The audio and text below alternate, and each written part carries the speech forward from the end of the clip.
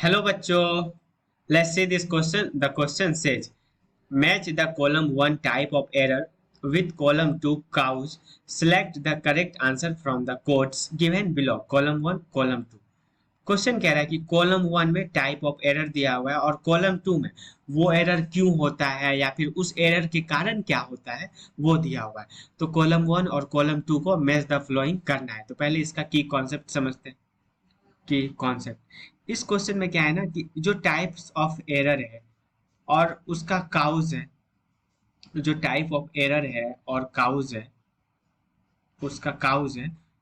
बस इसका की कॉन्सेप्ट ये है कि रिमेम्बरिंग फैक्ट है, मतलब जो भी है इसका की कॉन्सेप्ट, मतलब एरर क्यों हो रहा है, पर्सनल एरर क्यों है, सिस्टमेटिक एरर क्यों है, तो वो याद करने वाला चीज है। तो इसका की कॉन्सेप्ट क्या हो गया?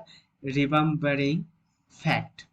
रिमेम्बरिंग फैक्ट ये याद कर लो बस। अब आते हैं पहला ऑप्शन पे, इंस्ट्रूमेंटल एरर। तो इसमें कह रहा है कि इंस्ट्रूमेंटल एरर के कारण क्या होता है या फिर क्यों होता है। तो इंस्ट्रूमेंटल एरर नॉर्मली जो है वो डिजाइन जब नहीं होता है ना, जैसे अपन यहाँ लिख देते हैं इंस्ट्रूमेंटल, इंस्ट्रूमेंटल एरर।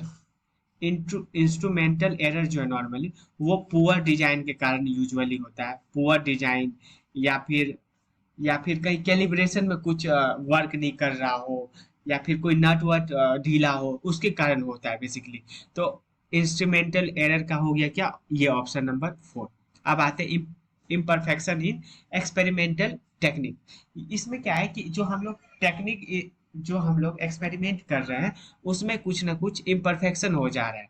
ठीक है, तो वो नॉर्मली जो है कभी कभी क्या होता है कि जो एक्स्ट्रा टेम्परेचर होता है या फिर प्रेशर होता है तो उसके कारण कुछ ना कुछ गलत हो जाता है। ठीक है, जैसे मान लो कि अपने को एक्सपेरिमेंट कर रहे हैं और कोई भी चीज का प्रेशर नाप नाप रहे हैं, तो अब वही सेम टेक्निक को कोई भी चीज का प्रेशर नाप रहे हैं। ठीक है, तो अब अगर उसको अपन दो जगह पे, मान लो एक हाइट पे और एक ग्राउंड पे करेंगे तो वहां पे अलग अलग प्रेशर होगा और अलग अलग प्रेशर के कारण जो कोई भी चीज का प्रेशर नापेंगे तो उसका वैल्यू भी अलग होगा।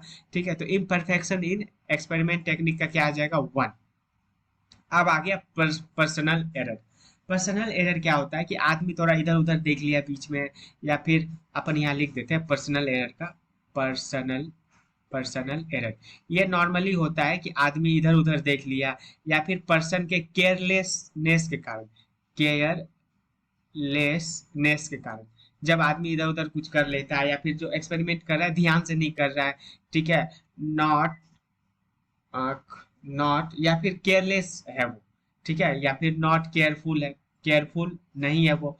तो इस कारण से भी पर्सनल एरर होता है। तो ये आ गया इसका 2।